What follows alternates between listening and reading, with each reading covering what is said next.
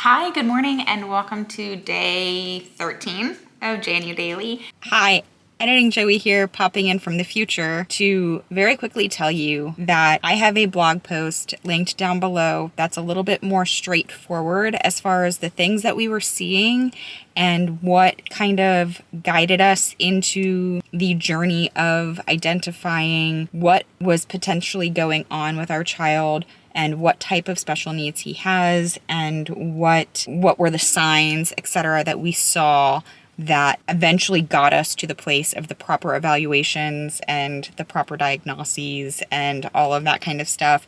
What you're about to watch is very vulnerable, very transparent, and very open, but a little less cohesive and not really the resource that I wanted it to be, but what it will be for you is a place to feel seen and heard if this is something that you've also been going through. So I did just want to go ahead and very quickly throw that in there, that there is a blog post linked down below that's a little bit more straightforward. So if you want to hop over to that first and figure out if this is even a video that you might want to watch, go for it.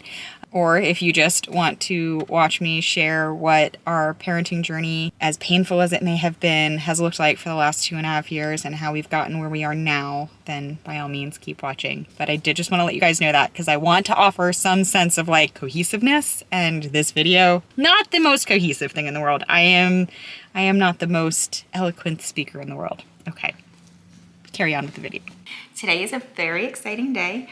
It is the day that my kiddo starts in his new preschool program. And if you've been following my social media or any of my other YouTube videos, I've talked about this some. I've never gone fully into depth, and this is where I struggle a little bit because this is my channel.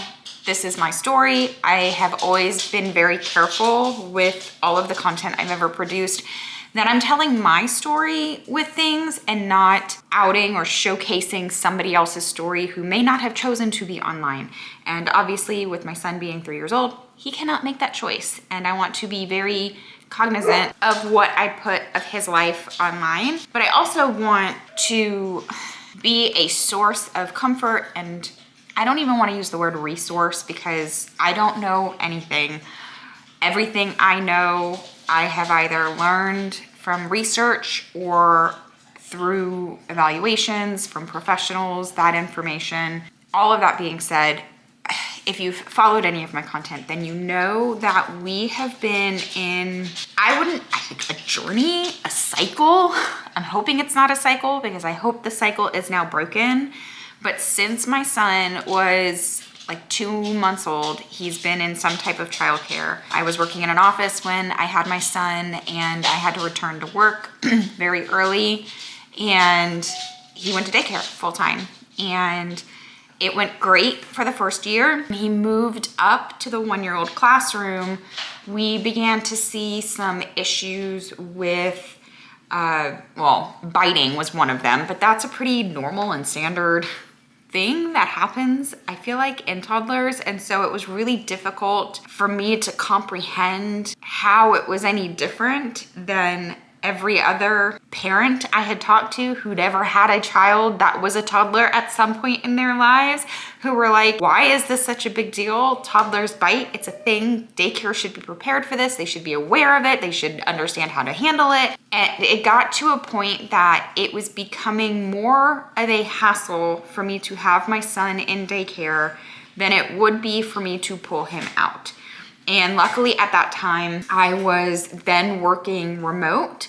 I was still working full time, and I had a very big job. And so it would have been ideal for my son to be in some type of childcare, but it just wasn't going to work out. My company was super flexible and really understanding. So I pulled my son out of daycare, and the rest was history. Fast forward to about a year later, I enrolled my son in a preschool program I thought was going to be great for him. I thought it would be great for me because I'd have a couple of hours a day that I could really focus on work. My kid could have a couple of hours a day where he was having enrichment and socialization, and it was supposed to be great. My son's, you know what, we probably need to continue this later. This is not ideal. Okay, let's try to do this while also trying to get my kiddos snack packed. Hold please. So fast forward, my son went to preschool about a year after we pulled him from daycare. He's always going to be the oldest in his classroom because he has an October birthday. And so this put us in a situation where he was in a classroom with pretty much 1-year-olds when he was 2. There's a very big difference between a very sure-footed 2-year-old and a 1-year-old. There just is. And in that classroom, for some reason, there were also children who were not quite 1 yet. Again, very large age difference for children developmentally, just in general. So we kept getting told that he was giving very powerful hugs in class. And again, it was becoming more and more of an issue than a reprieve or anything that was adding to our lives. And instead of it being a situation where like, hey, this is what we're seeing, this is how we think we should deal with it, or this is what we think you should do, or these are the avenues you could take, it was just more of a situation where, hey, this is a problem. Which to a parent, especially a first-time parent, and a parent who doesn't have really any experience with anything on the spectrum, can be translated as like, hey, your kid is a problem. Ultimately, we pulled him from that preschool because of those issues. And I have opinions about whether or not it was handled correctly. It doesn't matter. The end result was we parted ways with that preschool. And once again, I was a full-time stay-at-home mom who was also working and also trying to figure out why we were having so many issues with childcare. It was just really difficult to understand. He's an only child. At home, we were not experiencing the same things. He would occasionally like hug our cat, which we just assumed was like cuteness aggression. I have that. And so we really it wasn't tracking as anything. Fast forward to that next summer. So 2.5-ish, is this correct? Am I in the right timeline here? No, just kidding. Just before he went to preschool that year, so just before he was 2, we had him evaluated for a speech delay. Now, from the time that it was brought to my attention that there could potentially be a delay and the time that we were actually able to get in for the evaluation was a long time. If you've tried to do any kind of eval, you know. You just know. Any kind of therapy for an adult, a toddler, there's wait lists. There's always wait lists. And when you're trying to find answers to something that is potentially stressing you out, that wait can be agonizing. And that's where I was. It was agonizing. And I was overanalyzing everything that was coming out of my son's mouth or wasn't coming out of my son's mouth. I was researching to the nth degree. I was watching full-blown speech therapy sessions that therapists had videotaped and put on YouTube to try to learn everything I could possibly learn to try to help him get up to speed. Well, that must have worked because from the time I booked the appointment to the time that he had the eval, he had added several more words to his vocabulary. So from there, from the eval, we were told like, hey, he is slightly behind, but he's like right on the cusp, right? Like he's just about to get there. And so he was not speaking in like 2-word sentences at this point. Everything was just 1 word. A lot of like hand pulling to like take you where he wanted to go. There was a lot of like gesturing and frustration involved. And so I chalked up a lot of what was happening in that first preschool to his lack of ability to communicate. So let me get this ready and I'll be right back. I'm doing something I've not ever done before. You are plugged in and charging while I'm doing this. Sorry for the car part of this vlog. I have a little mount for you, but honestly, I don't know where it is. It's in the car somewhere. But if you don't mind the steering wheel being in the shot, we can continue. I did just drop my kiddo off. That was, I think, harder for me than it was for him, but he did great. My anxiety is, if we're just being honest, through the roof. It is through the roof because while I know that this is a different situation, which I'll get into how it's different in a minute because you're probably like, woman, get to the point. I know it's different it's just every experience we've had up until this point has been extremely painful and like hard and not anything that has made my life any easier. So I think it's going to take me a minute to get to a place where like this is something that adds to our lives. So anyway, we pulled him out of that preschool because of the hugging issue. And there were other things, like they kept saying that he was like grabbing people's legs, the kids' legs as they were walking by. And I'm like, I'm trying to think about it. And I'm like, he does that sometimes to the dogs, but I can't really put my finger on like what is triggering that behavior, or like none of my friends had any experience with it. And it was things that just did not throw up giant red flags for me or anybody in my life that had any type of experience with children his age, whether it be in an educational setting or like nannying or parenting, whatever the situation was.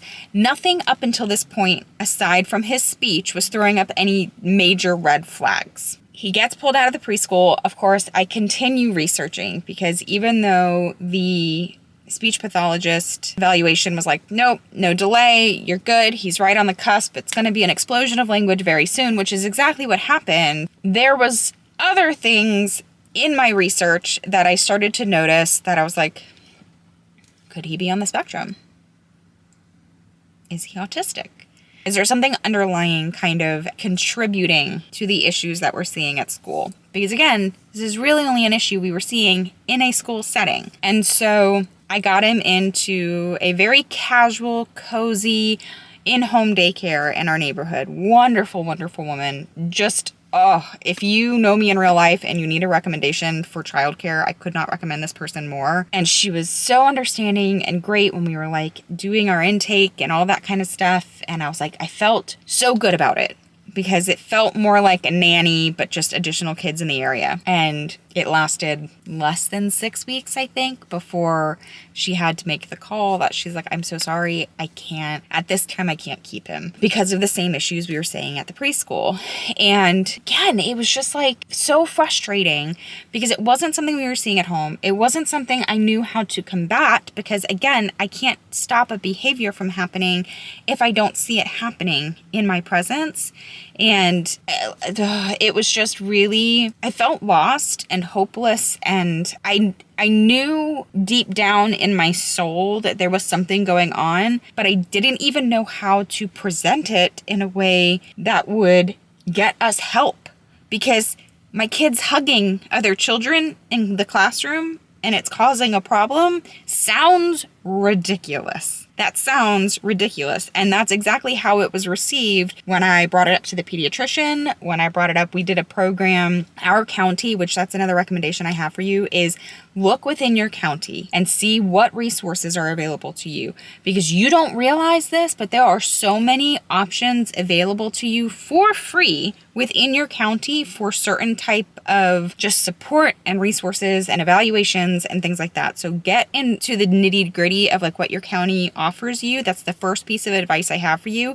Also, keep championing, is that a word? Your child, and keep at it, because this is a situation where like perseverance is just absolutely key, because you've got to just keep being persistent and just keep setting yourself up essentially for the most horrible gut punch over and over again until you finally get to the source of the information that you need. So we went in through this program that was for his age school. At this point, he was 2.5, I want to say, maybe just a little under. And it was basically to get them prepared for a preschool type setting. The difference is the parents go with you. And so I went with him every single week, and every single week, the teacher of that class was like, I don't know why you're here. And it was reassuring to me because it's nice to have someone finally seeing the good in your kid, but it was really frustrating too because while we were in that class program, he was getting dismissed from the in-home daycare, and I'm like, one of these things is not like the other. Like I'm lost, and I, on one hand, was really grateful that my life looked the way it did because of the way that my working life is. I have the flexibility to keep him home. Thank God for that, because if I was in a traditional job where I had to go into the office every day, I would have had to quit. On the other hand, it is not easy to keep a very high energy, hyperactive toddler home with you while you're working. It's just not easy. And I didn't want to be resentful of that situation because, again, I was grateful that that was the circumstances I was in, but it also was just really, really hard. And I felt like if I admitted that it was hard and leaned into the struggle of it even a little bit, that it would come off as ungrateful. And I wasn't ungrateful, but it was also still really hard. And I felt really lost. And nobody in my life, it seemed, was taking it all that seriously because they're like, he's just hugging kids. It's not a big deal. I'm like, well, it clearly is a big deal because at this point now he had been dismissed from 3 places in one way or another, right? So we took a Hail Mary swing. We signed him up for a preschool this fall,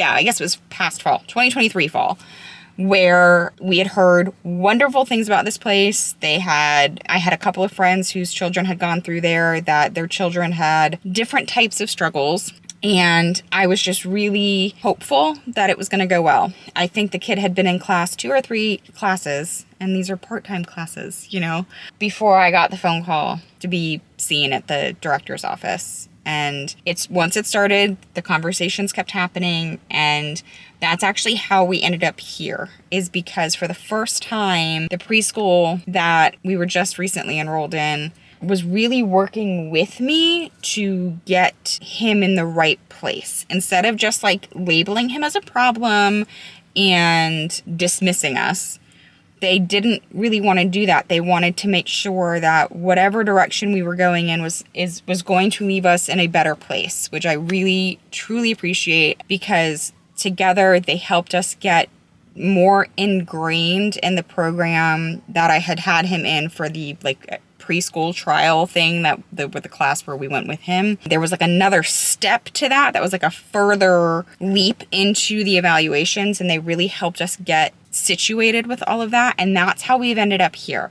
So if your child has a tendency to never not be moving, and I could tell you that this was a thing from when he was in utero, never not moving. Cannot sit still. Getting through a meal is gymnastics. He is slightly delayed with speech. He only just recently started speaking in full-blown sentences and being able to articulate his wants and his needs appropriately. His vocabulary is very robust. He's a mockingbird. He will repeat anything. Only in the last, I would say, 2 or 3 weeks has that happened, and he turned 3 in October. And so we had some pretty significant evaluations, and it has been determined that basically across the board, it's hyperactivity, it's inattention, it's impulsivity. I don't remember what the other one is. Impulsivity, hyperactivity, inattention. And there was one other thing that he was kind of classified as. Now, because he's 3, they cannot go ahead and label him as ADHD. That's just not a thing that happens until he's older. I think we can all see where this train is headed, and it feels really good to finally have some sense of direction with that. Along with that, thankfully, part of this whole evaluation process was to get us into a system of finding out if we were eligible for certain services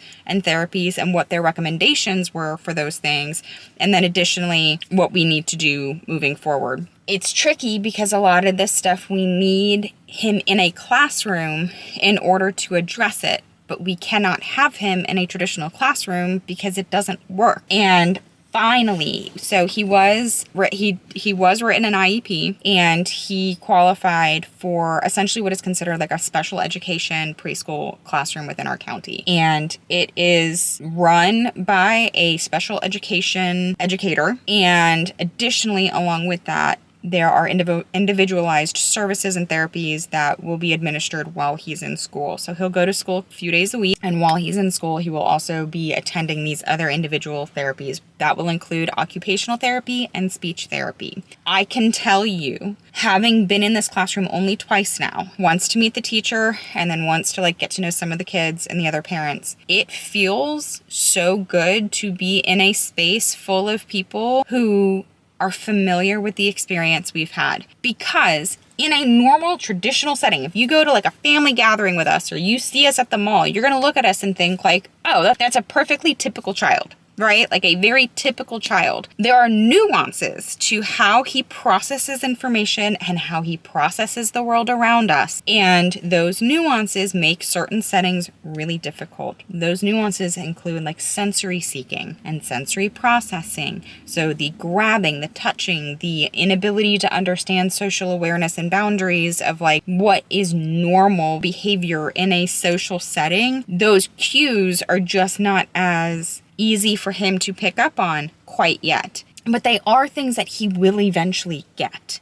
And so I want to offer comfort to you that like, if you are in a situation where you're looking at your kid and you're like, something, if your experience as a parent is one where you're looking at your child and you know that what they need is something that you're not sure how to get them, look into the resources available to you. Talk to the teachers at the schools that they may already be enrolled in. If they're not enrolled in a school, reach out to certain therapies, reach out to your pediatrician. No one knows your child like you know your child. And if there's something deep in your gut that is telling you to keep pushing for the right resources, keep pushing for the right resources. We are 2.5 years deep into this journey, and it was the most painful experience and an experience in which I felt the most hopeless because it wasn't something that I could feel confident that I was going to figure out on my own. Even with all of the research, everything is so nuanced to each child that there was no clear path forward to be like, ding, ding, ding, ding, this is exactly what's going on with your kid, and now you know exactly what to do. Just keep pushing. It will get figured out. There is a place for your child. There is help for you, and there is help for your child. And so, like I mentioned at the start of this clip, I just dropped him off for his first day of preschool. My anxiety is through the roof because I don't know at which point I will learn to drop my shoulders and not be expecting the phone call to come and pick up my child for XYZ. I have a lot of faith and confidence in this program. I have a lot of faith and confidence in this teacher. I'm so excited for him to get to experience this. I'm so grateful for the resources that have been available to us. But I also just need to address the fact that this has been really freaking hard. It's been really isolating. It's been very lonely. I felt more hopeless than I've felt in anything ever before. Because as a parent, you just want to do what's right. And as a first-time parent, you're freaking clueless. And to have this type of experience along with being a first-time parent, which I feel like it could also be just as disorienting if you're not a first-time parent and you're like, wait, why is this such a different experience to my last experience as a parent? Having a child with special needs, no matter where on the spectrum that falls, is a different parenting experience. And it's not one that people can understand until they've experienced it themselves and have navigated down that very dark and lonely and cold and isolating path of very little understanding of what you're embarking on and when the help is going to get to you. And I don't know that I would wish that experience on any parent, but I can assure you that if you're in that right now, just keep going. It does get better. There is help. There are resources to help you. You just got to find the right road forward. And honestly, as much as I hate to say it, the only way to find that out is to just keep taking roads until you find the one that works. And yes, it does involve a lot of really painful gut punches.